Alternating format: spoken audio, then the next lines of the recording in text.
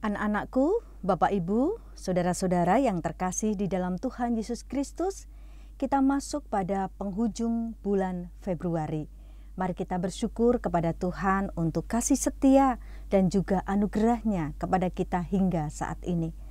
Saudara, kita akan bersama-sama bersekutu untuk mendengarkan firman Tuhan. Karena itu, mari kita bersama-sama menyiapkan hati kita. Mari kita berdoa lebih dulu. Mari kita berdoa.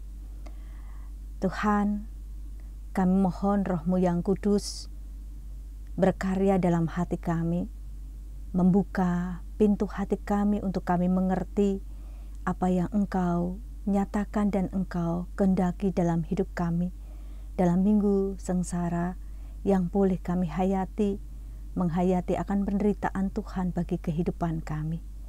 Ya Tuhan Yesus, nyatakanlah karya-Mu dan kehendak-Mu kepada kami, karena kami siap mendengarkan firman-Mu. Amin. Bapak, Ibu, saudara-saudara, dan anak-anakku sekalian, kita akan bersama-sama mendengarkan firman Tuhan. Bacaan kita terambil dari kitab Injil Markus pasal yang ke-8. Mari kita perhatikan ayat 31 sampai dengan ayat 38. Yang demikian firman Tuhan.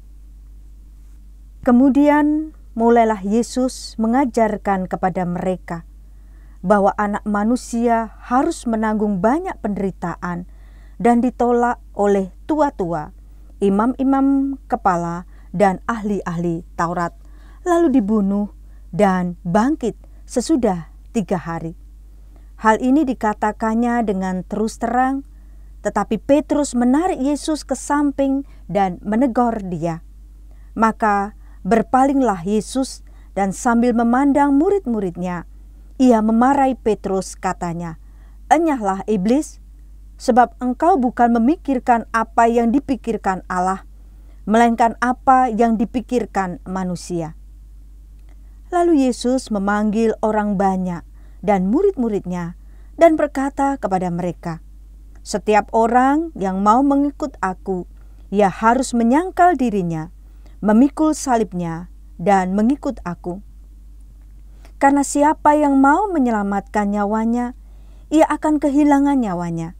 Tetapi barang siapa kehilangan nyawanya karena aku dan karena Injil, ia akan menyelamatkannya. Apa gunanya seorang memperoleh seluruh dunia, tetapi ia kehilangan nyawanya? Karena apakah yang dapat diberikannya sebagai ganti nyawanya? Sebab barang siapa malu karena aku dan karena perkataanku di tengah-tengah angkatan yang tidak setia dan berdosa ini, Anak Manusia pun akan malu karena orang itu apabila ia datang kelak dalam kemuliaan Bapanya diiringi malaikat-malaikat kudus. Demikianlah firman Tuhan. Yang berbahagia setiap orang yang mendengarkan firman Tuhan dan melakukan dalam hidup sehari-hari. Hosiana. Anak-anakku dan Bapak Ibu, saudara yang terkasih di dalam Tuhan, tema khotbah kita masuk dalam Minggu Prapaskah yang kedua adalah harga sebuah kepercayaan. Saudara, saya akan memulai dalam sebuah kisah. Ada sebuah peristiwa kebakaran yang terjadi di New York, Amerika. Kebakaran itu terjadi di sebuah apartemen tingkat tinggi, di mana salah satu tingkat itu, apartemen itu, didiami oleh keluarga. Dan kebetulan salah satu anak dari keluarga itu buta. Ketika suara sirene yang menginformasikan tentang kebakaran itu datang, semua orang sibuk, semua orang panik dan berlari keluar. Dan tinggallah anak gadis yang buta itu berdiri di dekat jendela. Orang-orang semua pada panik dan berteriak kepada dia untuk turun. Tapi bagaimana dia bisa turun karena dia buta? Lalu para petugas pemadam kebakaran mengambil jaring dan juga busa, lalu diletakkan di dekat atau di bawah jendela itu dan teriak kepada anak itu dan mengatakan, "Nak, turunlah, turunlah." Gitu. lompatlah, lompatlah. Tapi gadis ini diam. Dia mendengar, tapi dia bingung harus seperti apa. Sementara api sudah mulai berkobar luar biasa dan sebentar lagi bisa menghabisi bangunan itu. Saudara yang terkasih, dalam kondisi yang sangat kritis itulah tiba-tiba ayahnya yang datang dari tempat bekerja dan mendengar bahwa di daerah itu ada kebakaran, datang dan melihat kebakaran itu. Dan ketika dia melihat anak itu, lalu dia berkata kepada anaknya dengan mengatakan, "Nak, turunlah, lompatlah dari jendela." Saudara yang terkasih, apa yang terjadi setelah ayahnya berteriak, "Nak, turunlah, lompatlah dari jendela"? Tiba-tiba anak gadis yang buta tadi, yang pada awalnya diam dan ketakutan, tiba-tiba dengan tenang, lalu dia menjatuhkan dirinya. Dia lompat dari jendela dan akhirnya dia selamat. Saudara yang terkasih di dalam Tuhan Yesus Kristus, melalui kisah ini apa yang sebetulnya mau dikisahkan kepada kita? Kenapa gadis itu berani melompat? Apakah karena dia memiliki keberanian yang besar? Tidak, dia buta. Dia tidak bisa melihat semuanya. Tetapi dia berani untuk melompat dan melemparkan dirinya dari gedung yang tinggi itu. Karena dia mendengar suara ayahnya. Ayahnya yang berkata, "Nak, turunlah, melompatlah." Dia yakin itu suara ayahnya. Dan dia yakin pula bahwa ayahnya ada di bawah dan ayahnya pasti menyelamatkan dia. Saudara yang terkasih di dalam Tuhan, inilah bukti sebuah kepercayaan. Kepercayaan besar yang ada di dalam diri gadis itu kepada ayahnya sedemikian rupa. Dia tidak bisa melihat, tetapi begitu perintah itu disampaikan, lalu dia melompat, dia melemparkan dirinya. Bukankah itu sebuah keyakinan yang besar? Itu adalah sebuah kepercayaan yang luar biasa, dan bukankah itu yang disebut dengan iman? Iman adalah sebuah keyakinan tanpa melihat dan bukti dari sesuatu yang kita percayai. Kita tidak bisa melihatnya, tetapi kita yakin bahwa itu akan terjadi dalam kehidupan kita. Nah, hari ini saudara yang terkasih, ketika kita bicara tentang iman, kita bicara tentang keyakinan, bicara tentang kepercayaan. Perikop kita kali ini berbicara tentang harga sebuah kepercayaan. Saudara, percaya itu mudah. Percaya itu mudah. Mudah untuk diucapkan, tetapi tidak mudah untuk dihidupi dan dijalankan dalam perjalanan kehidupan kita. Sebagaimana banyak orang yang saat itu begitu takjub melihat Tuhan Yesus. Bagaimana Tuhan Yesus berkarya luar biasa. Banyak melakukan mujizat. Dan bagaimana mereka terlena dan terpesona dengan firman Tuhan yang disampaikan oleh Tuhan Yesus. Mereka kemudian memiliki keinginan yang bergelora untuk kemudian mengikuti Yesus. Mereka mengatakan, "Yesus, aku ingin ikut Engkau. Aku percaya kepada Engkau." Saudara yang terkasih di dalam Tuhan Yesus Kristus, tentu ini berita yang membahagiakan. Tetapi persoalannya adalah Yesus tahu apa yang mereka pikirkan. Mereka memandang Yesus sebagai Mesias, anak Allah, yang akan membebaskan mereka, yang akan membawa kepada mereka kemenangan, yang akan membawa kepada mereka kejayaan dalam kehidupan mereka. Padahal Mesias yang dinantikan itu dalam konsep ilahi adalah Mesias yang penuh dengan penderitaan. Karena itulah Yesus kemudian menceritakan kepada mereka. Ketika mereka mengatakan, "Aku mau mengikuti Engkau, aku percaya kepada Engkau." Yesus mengatakan, apa sih artinya percaya itu? Sebelum mereka membuat keputusan yang bulat untuk mengikuti Yesus, mereka harus tahu apa artinya mengikuti Yesus, apa artinya percaya. Dan itu kemudian dikatakan dengan sangat jelas. Arti kepercayaan atau arti percaya kepada Yesus yang harus mereka pahami adalah, yang pertama adalah bahwa Ketika mereka percaya, mereka akan mengalami banyak hal dalam hidup mereka. Yang pertama adalah penderitaan.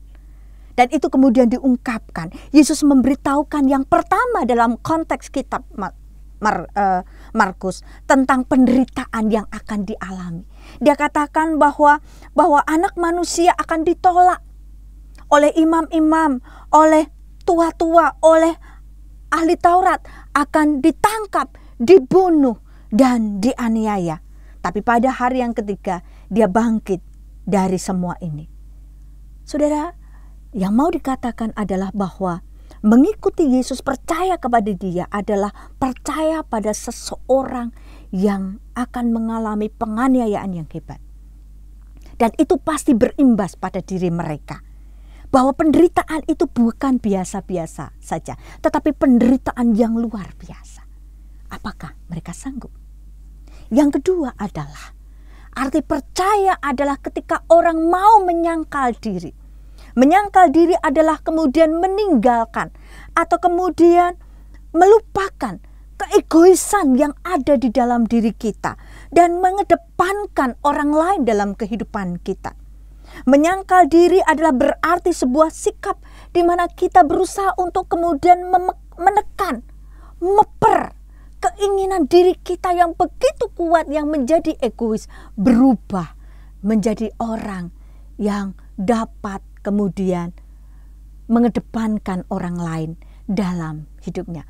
Menyangkal diri artinya bagaimana kita menekan keegoisan kita dan melayani orang lain.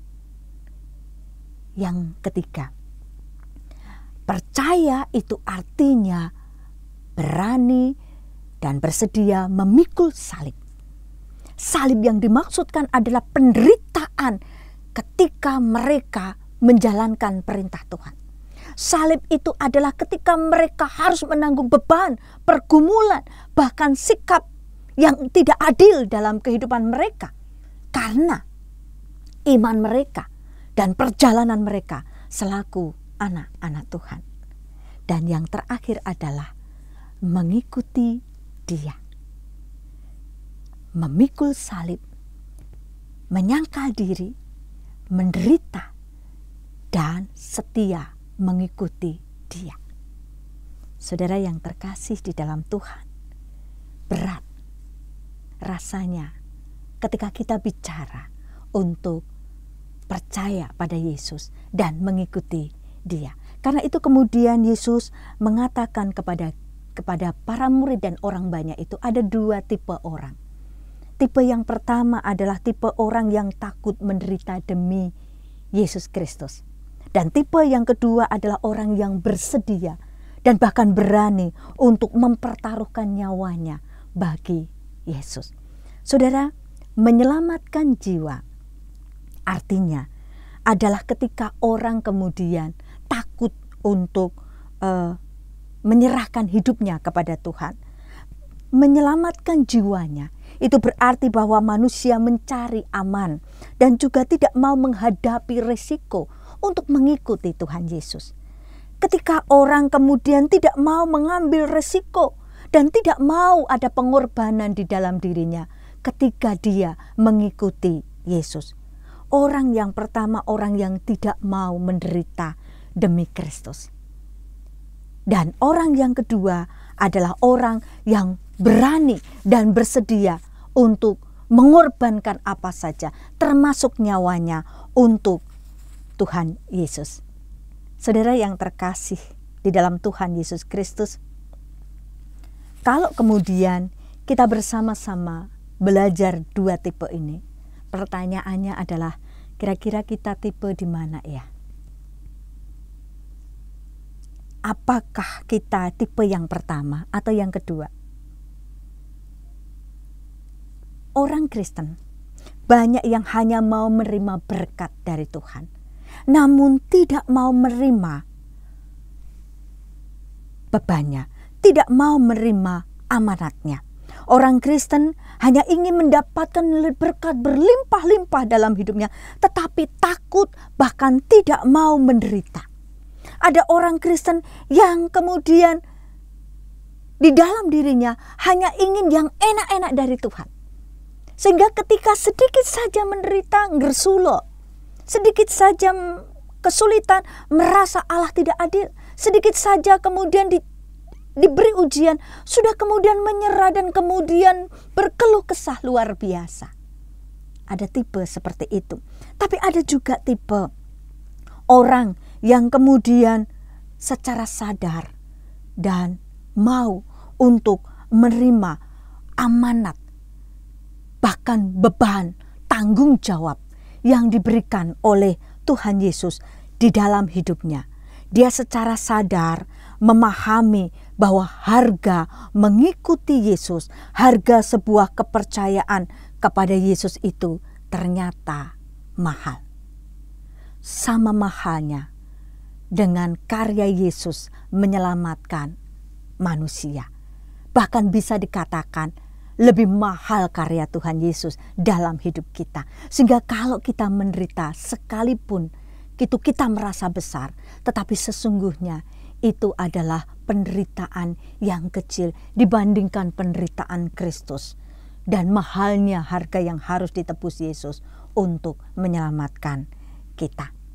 Saudara yang terkasih, ada banyak tipe orang Kristen dalam kekristenannya.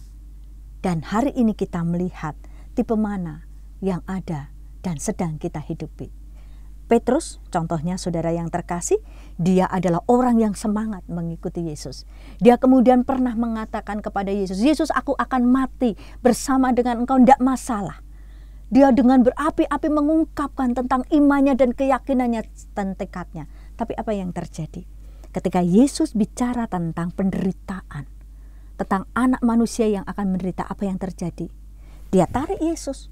Dan dia menegur Yesus dengan mengatakan, gak usah bilang begitu. Artinya apa? Dia gak siap dengan semua perkataan Tuhan. Dia gak siap dengan penderitaan yang dialami oleh Yesus. Itu berarti dia juga tidak siap untuk menanggung resiko itu. Kadang-kadang orang Kristen seperti itu. Tidak siap untuk menanggung persoalan dan juga penderitaan dalam hidupnya. Memang saudara, penderitaan bukanlah tujuan dari kekristenan kita. Tetapi di dalam kekristenan, jalan salib mau tidak mau harus kita jalani dalam kehidupan kita. Karena itu menjadi penting bagi kita untuk memahami bahwa harga kepercayaan kepada Yesus ternyata tidak mudah. Ternyata tidak murah. Sangat mahal harganya dalam kehidupan kita. Karena itu kemudian Yesus betul-betul mendorong, mengatakan dan mengingatkan sejak awal. Apa artinya percaya kepada Yesus? Apa artinya mengikuti Dia? Apa artinya beriman kepada Yesus? Pada bagian akhir Tuhan Yesus juga mengatakan secara jelas, kalau engkau malu dan engkau tidak mau mengakui Dia, maka kemudian anak manusia pun akan malu mengakui engkau. Karena itu penting bagi kita untuk jangan mencari dunia. Karena apa yang kemudian kita cari di dunia ini sifatnya sementara. Seberapa sih yang kita perlukan untuk kita bisa makan enak? Seberapa banyak sih uang yang kita butuhkan untuk kemudian kehidupan kita di dunia ini? Seberapa sih yang kita perlukan dalam kehidupan kita? Semua terbatas. Semua sangat terbatas. Dan sifatnya sementara. Karena itu jangan mencari dunia. Tetapi carilah sesuatu yang sifatnya kekal di dalam kehidupan kita. Yaitu bagaimana kita kemudian mencari kerajaan surga dalam kehidupan kita. Dan jalan untuk itu adalah jalan Via Dolorosa. Jalan penderitaan dalam kehidupan kita. Dan itu harga yang harus kita terima. Karena itu betapa penting kita menyadari tentang mahalnya iman dan kepercayaan itu. Karena itu mari kita mohon pertolongan kepada Tuhan agar Dia memampukan kita untuk bisa menjalankan kehidupan kita yang penuh dengan penderitaan, yang penuh dengan segala macam pergumulan dalam kehidupan kita, sehingga kita tetap setia berjalan dalam jalan penderitaan yang mungkin sedang kita alami terjadi di dalam kehidupan kita hari ini atau mungkin yang akan datang. Amin. Mari kita berdoa. Kami mengucap syukur karena kami boleh mendengar firman Tuhan. Berilah kepada kami kekuatan-Mu, agar kami dapat terus menghidupi keyakinan kami, kepercayaan kami dan iman kami kepadamu. Terima kasih Tuhan. Amin.